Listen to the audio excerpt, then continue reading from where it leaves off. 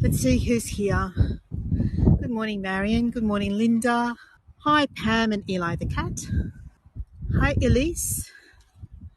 SB, Marsha. Hi, Carrie. Hi, Catherine. Hi, Suzanne. You Canadians are up. Oh no, it's what is it? What is it in Canada right now? Probably early afternoon, I'm guessing. Hi, Sue. Is it Mimi? Hi, Cheryl. Connie and Shad. 4:35 p.m. Yeah, okay. I never remember the time difference. And daylight saving always makes things tricky as well. All right, so I'll turn the camera around briefly, but of course there's 5 minutes to go. So let me just give you a quick wave and then I'll come back again at the start. Good morning. So as you can see, I'm dressed for the cold, although it's a bit warmer today than it was yesterday.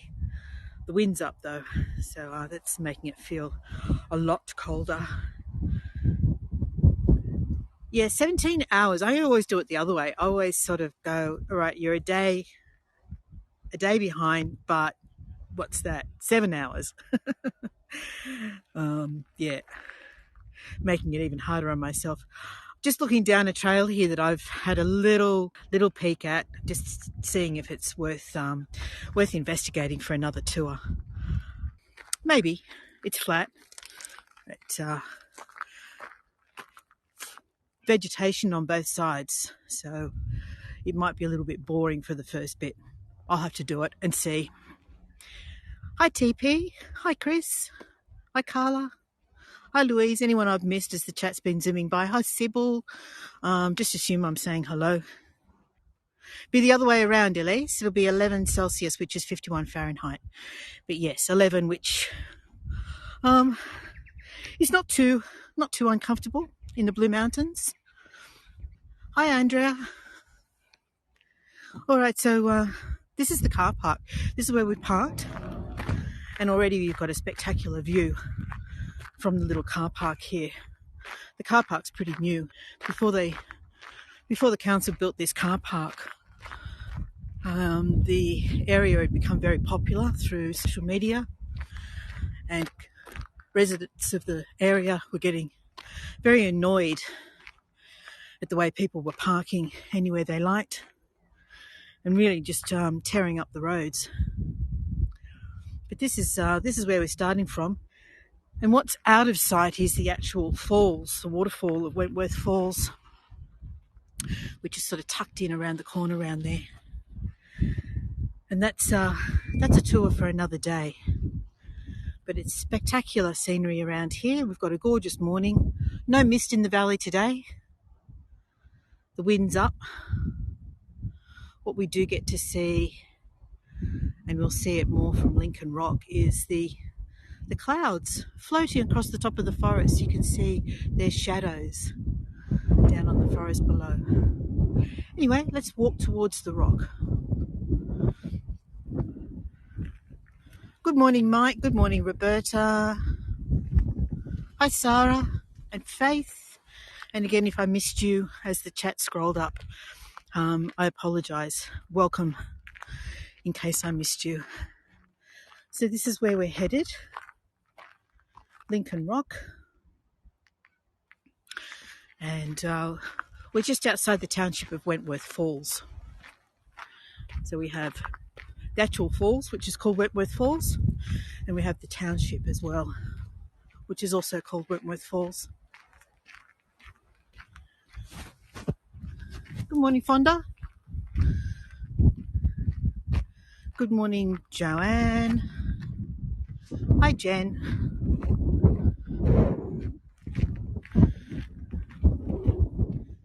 The other reason I might have missed you, or you might think I missed you, is if I've said good morning and you haven't unmuted yourself in time for me to do that, I might have greeted you too soon. Good morning, Andre. All right, so we were all walking along what used to be the road, but it's now been closed off by a gate. So cars are no longer permitted access to the rock itself. Hi Alison, hi Storm. But as we walk along this path, you can see that we constantly have this view of the cliffs, the escarpment over to our right.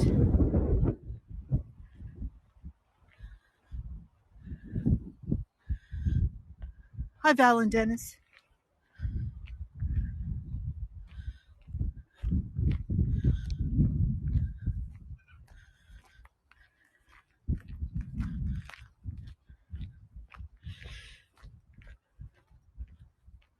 What have we got? 20 seconds till we start. We've got a beautiful day here in the mountains. As Elise said, it's 11 degrees. And if you don't know how to convert that, there's a mathematical formula. Here's our first glimpse of the rock. There we go. First glimpse over there, that's where we're headed. And before we do that, what I'll do is turn the camera around and say good morning to you all. So for those of you who haven't met me before, my name's Lynn. This tour is located approximately 80 kilometres to the west of Sydney in the Blue Mountains, just outside of Wentworth Falls. And hi Poppy, hi Chris. So before we begin, what I'd like to do is acknowledge that we are meeting today on the traditional lands of the Darug and Gundungurra people and pay respects to their elders, past, present and emerging. The Blue Mountains itself sits on a ridge. To the south of the ridge is the traditional Darug lands, and to the north of the ridge is the to the south of the ridge is the traditional Gundungurra lands. To the north of the ridge is the traditional Darug lands. So let's turn this around. You don't need to look at me. Hi Dee, hi Stephanie.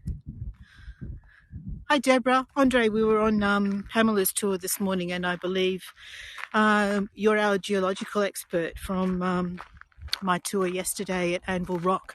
So I look forward to your thoughts on today's tour as well. So as we walk towards Lincoln Rock, I'll give you a little bit of background. It was only recently renamed as Lincoln Rock.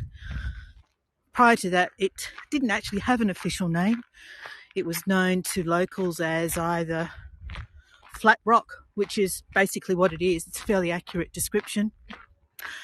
And to tourists, it was often known as Wedding Rock, because even back then, it was popular for wedding photography because of the dramatic backdrop.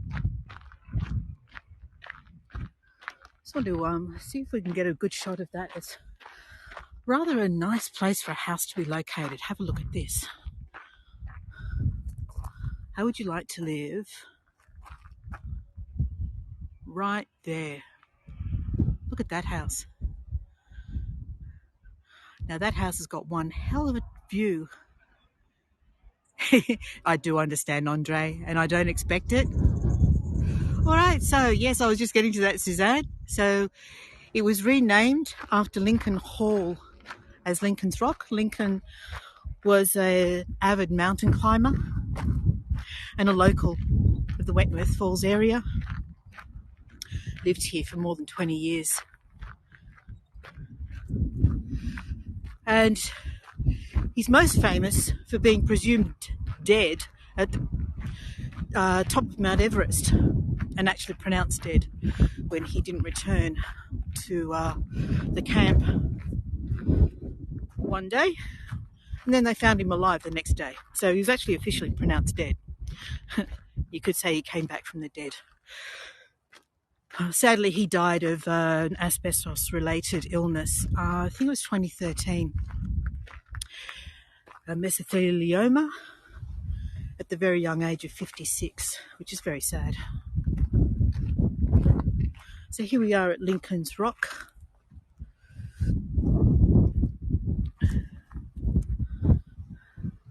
And of course, it's still famous for in Instagram. It's popular with Instagrammers.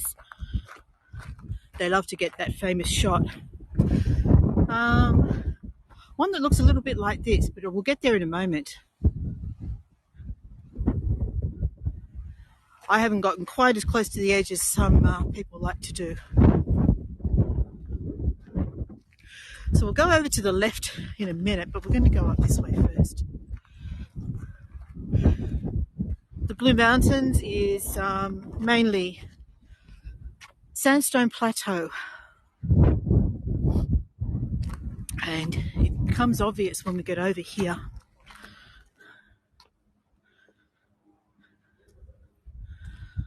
And you can actually see the forest-covered cliffs. I'm not going to get too close to the edge. It's very windy today. Not very safe. Hi Hayward. Hi Kari. That is quite a force in that wind. Yes it is, Andre. Let's give you a glimpse. Looking over this way. As I said, I'll try and get you great shots without getting too close to the edge.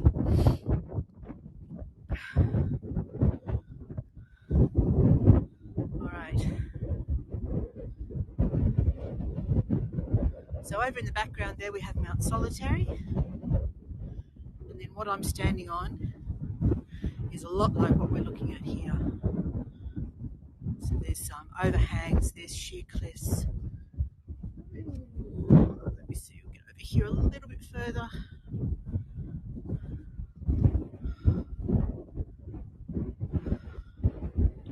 Alright, well, we are standing at this point at an elevation of around about 850 to 900 meters.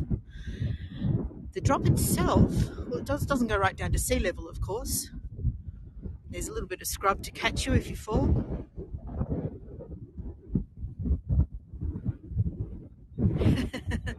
Fortunately, the wind's blowing towards me, so I think it's going to keep me on the rock. I am going to be safe and careful and not get too close in any case. Let's zoom out and I'll walk a little bit further on. Good morning, Judy. Good morning. Who else was there? Sorry. I think there was somebody else. Rob and Ann joined. Good morning. And Alicia. Just have a little quick look around here. You can see how the ridge extends into a sort of a pointy outcrop at this point here. And what we're looking at is across to the actual village of Wentworth Falls. So that's mainly houses over there.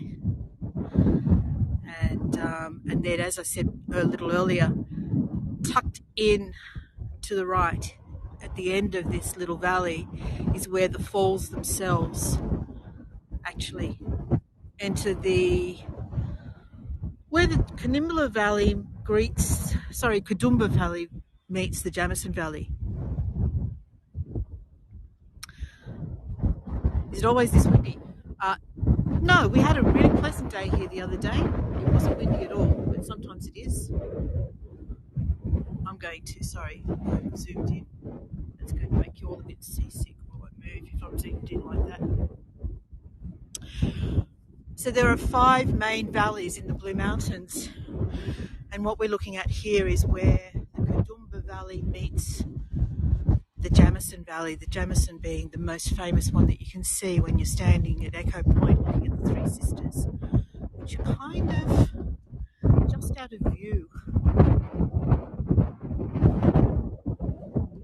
Let me see if I can see where the Three Sisters are from here. We'll probably get a better view of them a little bit further along. Andre, no, the falls are very, very active at the moment. We've had a lot of rain in Katoomba in July, where the average rainfall is typically 80 millimetres. We had almost 600 millimetres of rainfall. So the waterfalls are very, very active at the moment. And let's see if I can go this way. And they're beautiful to see. I did actually explore taking you all to, oh, we'll go up this way. Let's go up this way. I did actually explore taking you all to a beautiful lookout at Wentworth Falls, but there's just too many steps. The track is too wet and muddy, and it's quite dangerous holding a gimbal and only walking one-handed, having one hand to grip rails. I thought you'd like that one. Oof. It is windy today. You can see that this is also a popular spot for carving your name in a rock, which visitors have been doing for a very long time.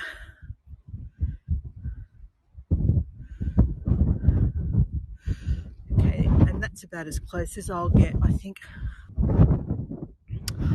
Why, Louise? Why the rain? Is that your question?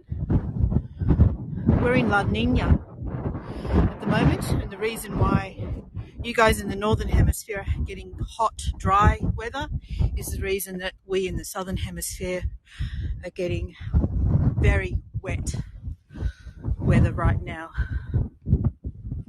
I'm pretty good. I don't get vertigo.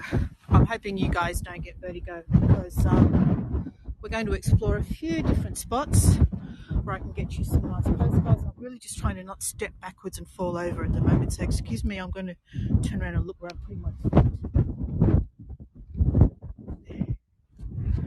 Okay, because we have this really interesting formation. It's almost like the ripples on the beach have been frozen in time. This one, isn't it?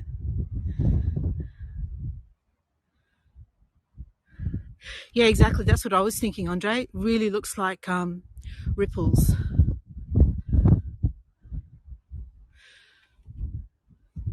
And then if I turn around this way, this is the bunny shot. That's the one where I was sitting in the photo.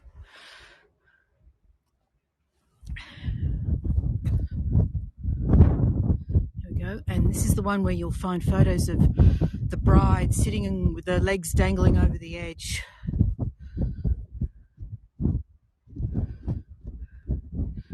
I'm not going to go any closer up here because it's just a little tricky. Let me go over this way.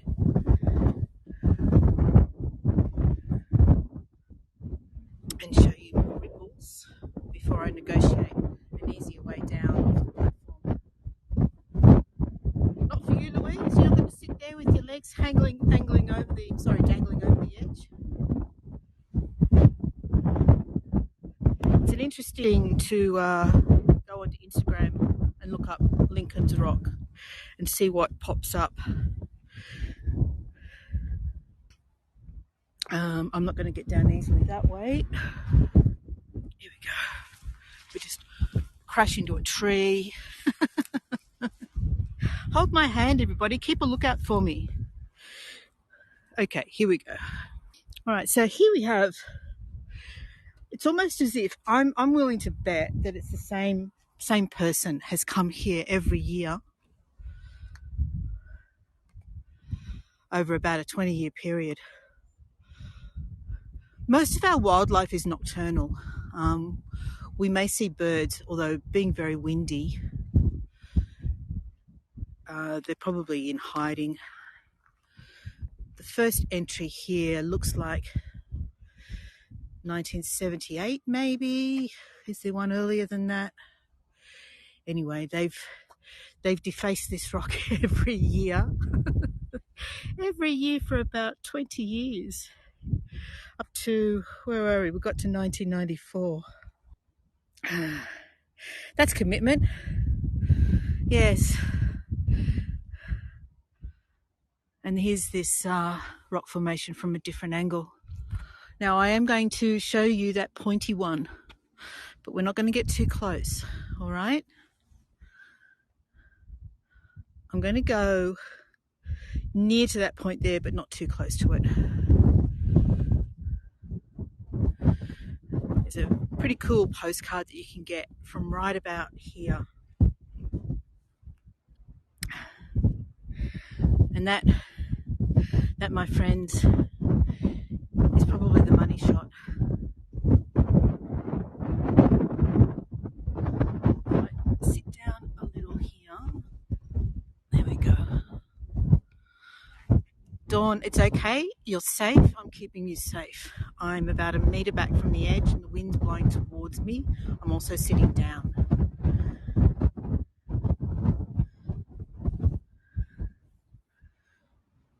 And this is the view from here.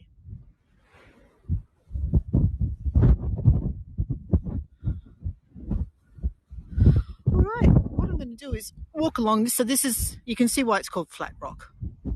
It's pretty obvious, pretty well named. And when you get to this angle here, that little point doesn't really look like very much, does it? Do I have a parachute? I don't even have a buddy today. He's at home painting. I'm here completely on my own, although 3 people have just arrived. I tried to get here before all the tourist buses. So, of course, being up here and high and with all the rainfall that we've had, we get these little pockets of water that fill up. I'm trying to remember when the last rain we had was, probably about 2 days ago.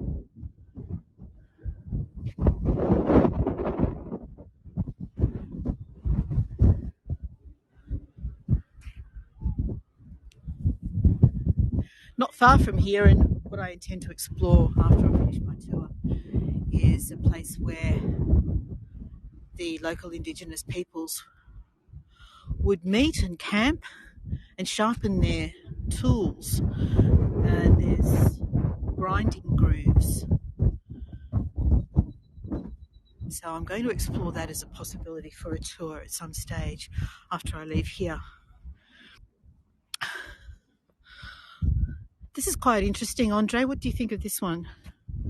It looks completely different to the rest of the rock to me. Now they do say that there are remnant dolomite in the area. Oh, sorry, basalt, not dolomite, basalt. Zoom in a bit. I'll get closer. I'll walk right up to it. So there we go. To the tune of my creaky knees as I bend down for you, and up this end here. It's almost like someone put a bench there.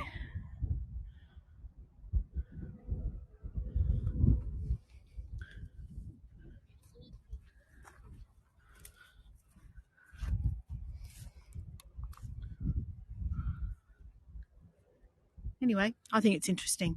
Completely different to the surrounding rock.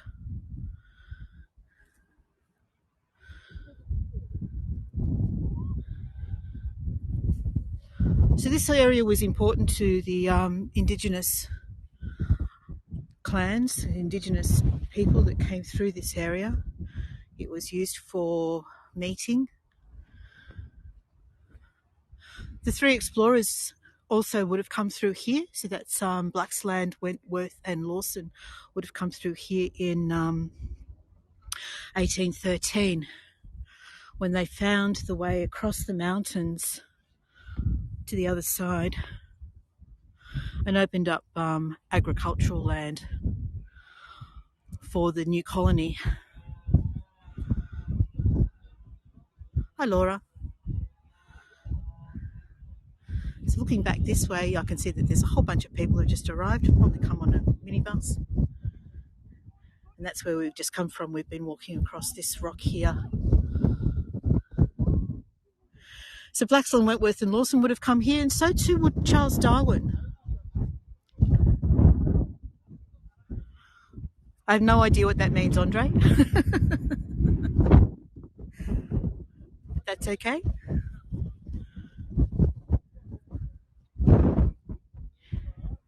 I love the way the clouds leave the shadows moving across the valley here.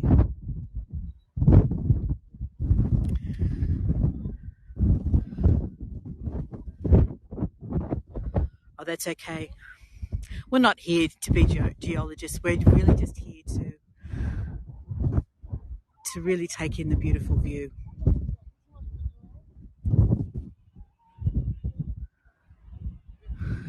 Hi, Christine. Now what I'm going to do now is I'm going to actually take you underneath this rock very carefully. It's a bit tricky, but I have a reason for doing so. I actually don't want these people to see where I'm going because there's a big group of them and it's not really safe for big groups of people who don't know the area to be doing what I'm doing.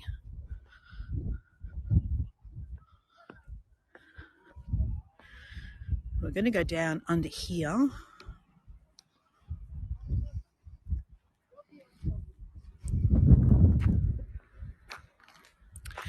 There's a little tricky path hidden away just on the end of the rock, and I need to be very careful at this point going down. So you admire the view while I watch where I put my feet.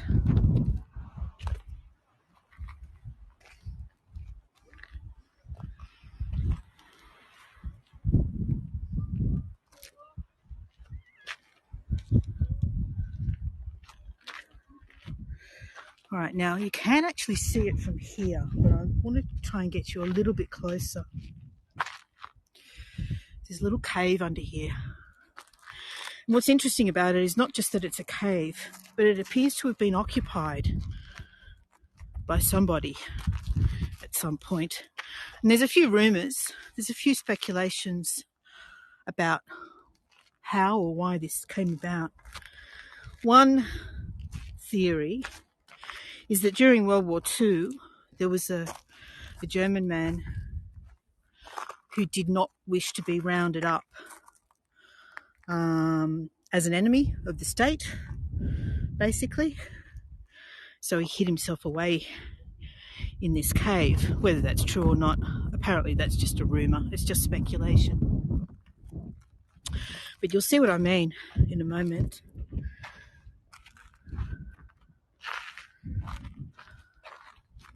How's my signal? The signal's good, okay.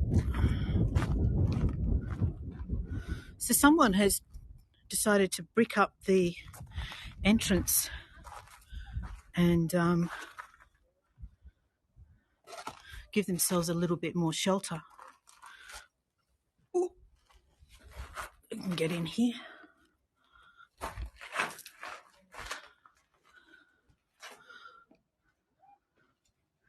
And it even goes a little bit further back, but I'm not going to go in there. Come on, Gimbal, play ball. There we go.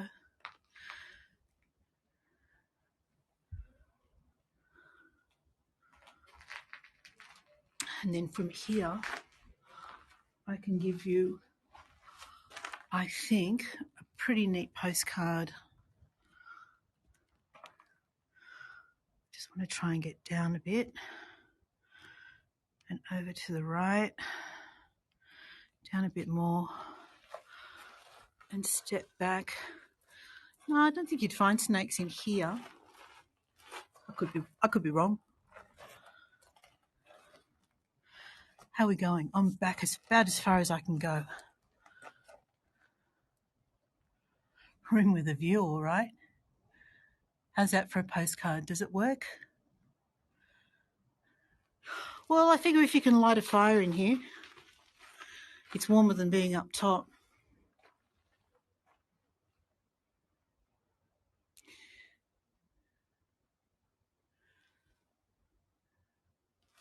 It's a pity I don't have a wider angle lens.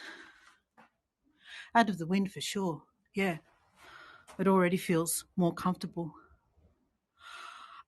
No, in fact, lighting fires at Lincoln Rock is very much banned now because someone did it once and it caused a bushfire across the whole tableland.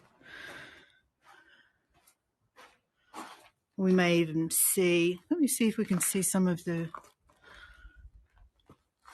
evidence of the bushfire.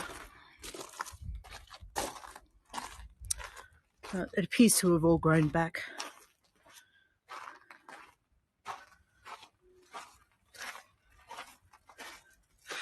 The cave probably most certainly was used for that, I would imagine. Andre, I would say you're probably definitely right there. And this is as far as I'm going here. Does anyone want a close-up? You can actually see here what I guess they call it conglomerate.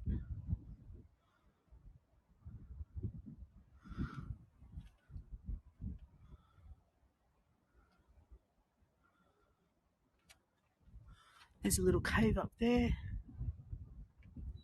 Oh, a cave. It's not a cave.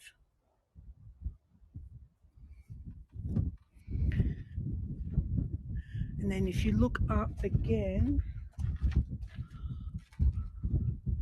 you can see the interesting features.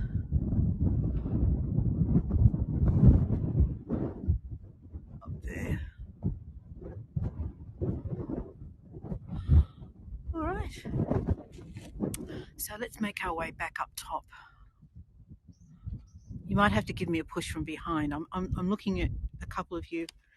You can see you can actually take the trail down to that point down there, but I'm not going to do it.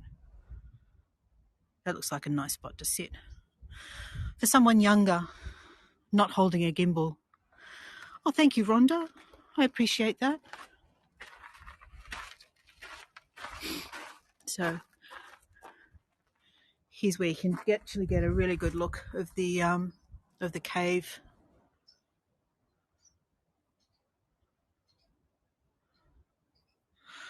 Okay, let's see if we can get back up this hill. You get an idea of what I was scrambling down from this point. And I don't know what this is. I mean, is it a bath? Yeah, going up's less tricky than coming down. I'll be right.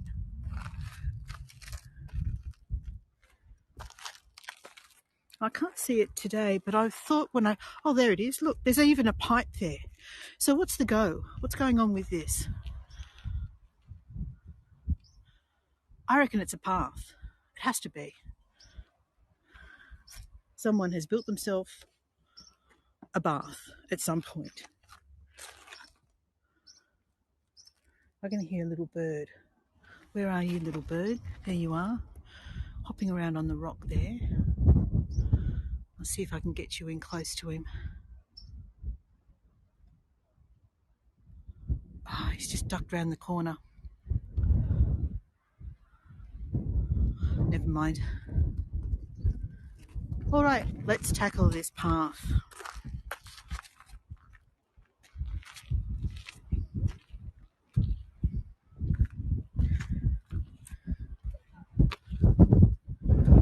Oh, do you know what I forgot to do while I was down there? I'm not going back though. There is, for anyone who has done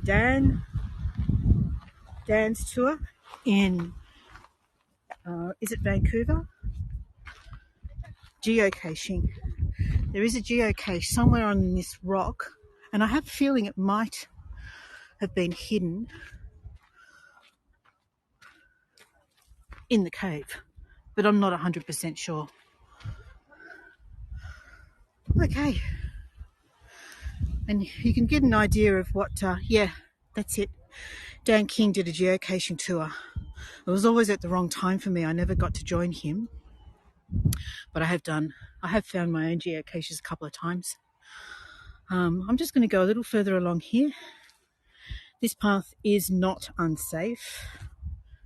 This path is fine.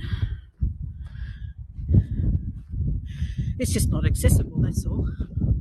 So here you get to see these dead trees would have been as a result of that bushfire. Oh, look at this.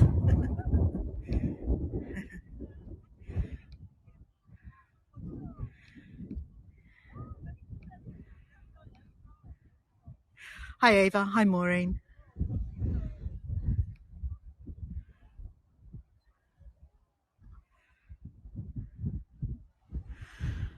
Yep. I didn't quite get ahead of the Instagrammers. That's okay.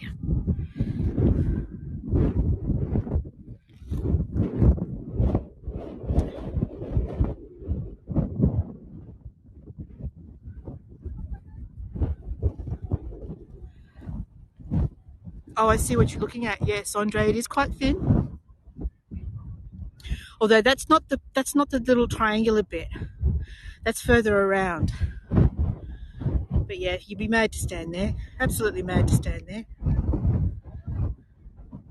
There was a rescue a few years ago where a bunch of teenagers were sitting close to that triangular bit. One of them stood up and overbalanced. Luckily, the fall from that point is not very far to the vegetation underneath. So he got a bit battered and bruised, but he was okay, fortunately. And here you go. You can see them all trying to get their Instagram shot near the edge. And it just worries me with so many people sort of mucking around together in this wind close to the edge.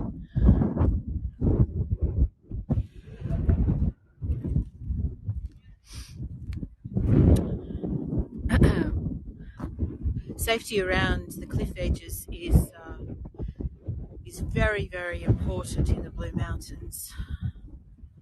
It's nothing to take lightly. All right, so we're looking at the Jamison Valley here.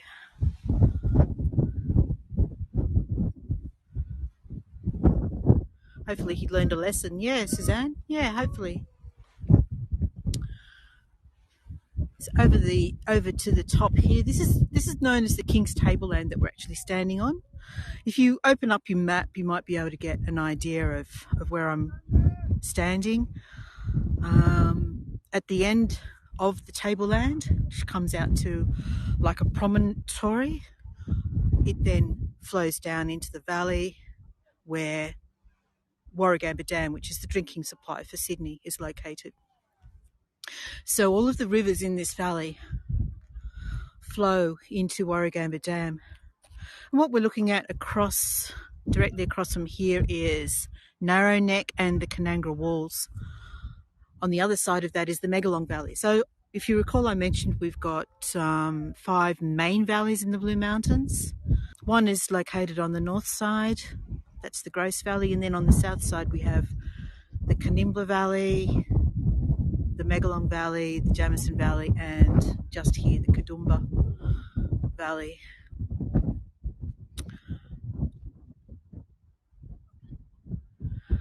And while I'm here, I will also explain the World Heritage Area to you. Where we are right now, Blue Mountains National Park is approximately 2,500 square kilometres, around about, what would that be, about 700, I think, square miles.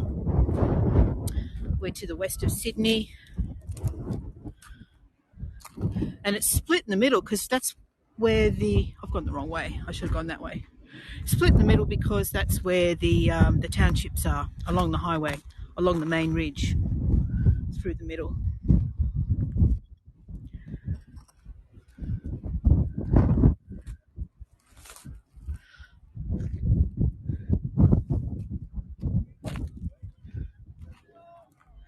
Okay, found my path.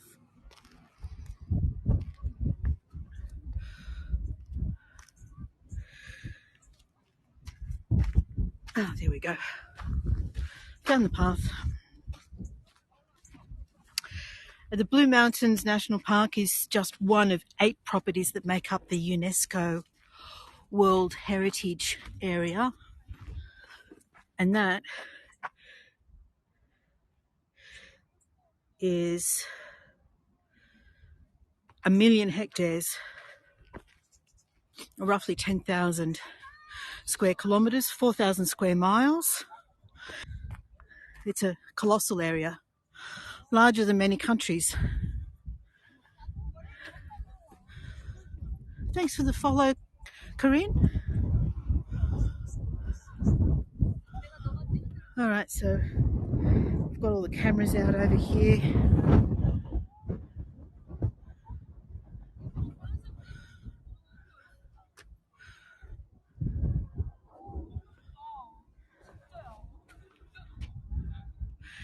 Yeah, Andre, that's right. I think I read somewhere that it's a third of Belgium is the way it's described on the UNESCO site. or double the size of Brunei. It's a colossal area.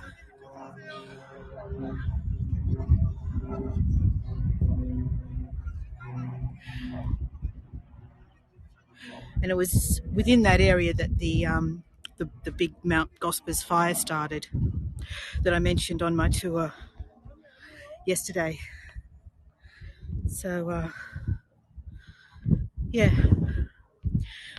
vast amounts of wilderness, lots of threatened and endangered species. I think there's something like 91 species of eucalyptus.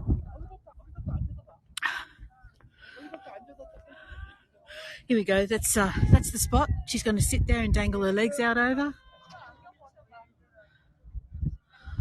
Yep, I can see the legs out over the side.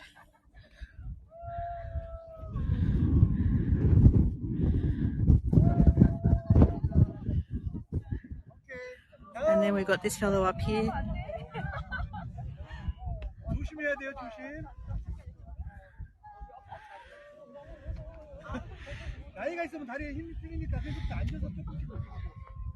Yes. All in the name of... Is it vanity? Is it vanity, or is it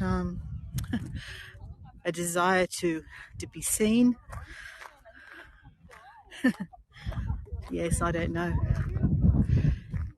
So we're going to look, just to finish off, we've only got a few minutes left. This is the kind of scrub vegetation that you have that dominates the King's Tableland plateau that we're standing on. It's very, much like some of you were on Pamela's tour this morning, very similar in fact, because it's very exposed to the wind. It's all stunted growth.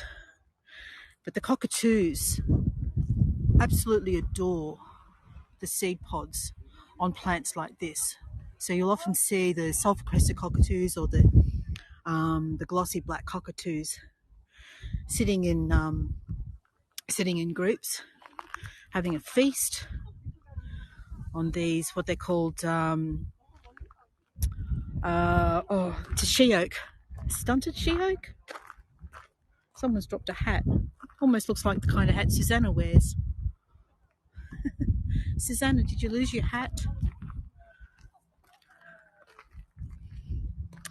Well, it's the behaviour like that that's going to end up with a big ugly guardrail around the edge of the rock, which would be a sad thing and really take away from the look of the area. Does anyone want one last shot before I leave? Thank you, Hayward. Yes, absolutely, totally forested. It's full of eucalyptus forest. Let's go down and have another look over the top of the forest.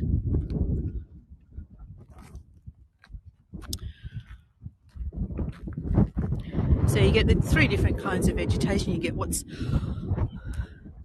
growing sort of in less exposed areas on top of the ridges. Thank you, Barbara Ann. And thank you, Corinne. I appreciate it. But looking down here into the valley, come over here. And I'll zoom in a little. You can get to see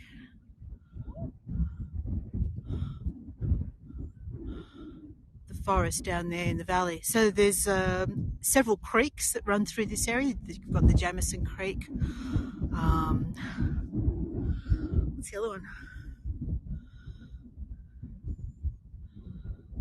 It's known as Valley of the Waters down there as well. Thank you, Sybil. I appreciate that. And often on less windy days, you'll see flocks of cockatoos, just as little white dots from this vantage point, flying above the forest. Alrighty, well, I'm coming to the end. 40 minutes is coming up. Does anyone have any questions before I love you and leave you?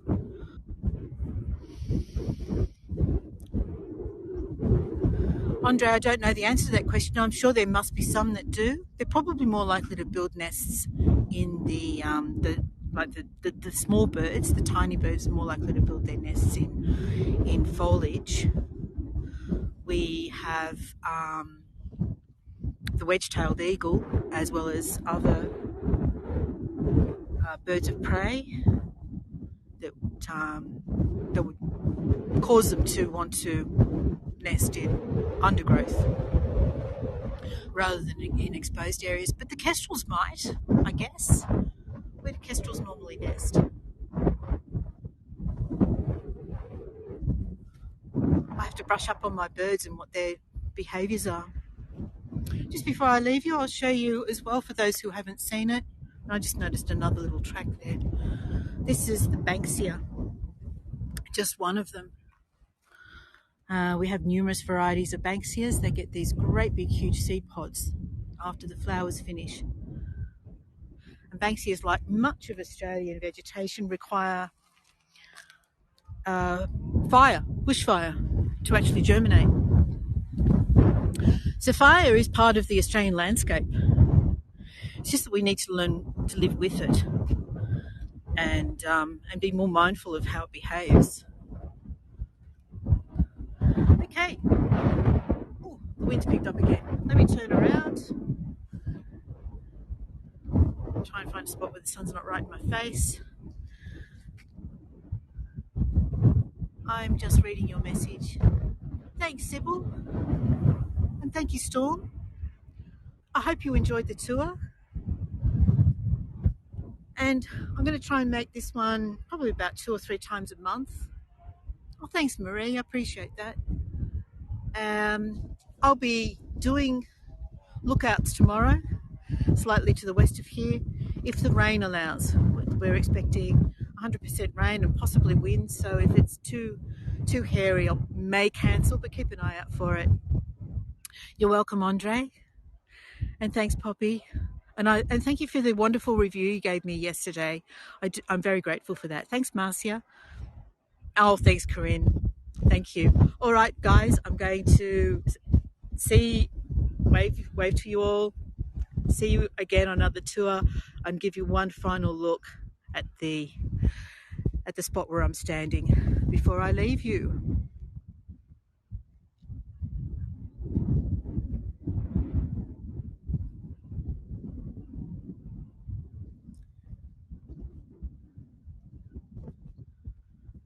Bye, guys.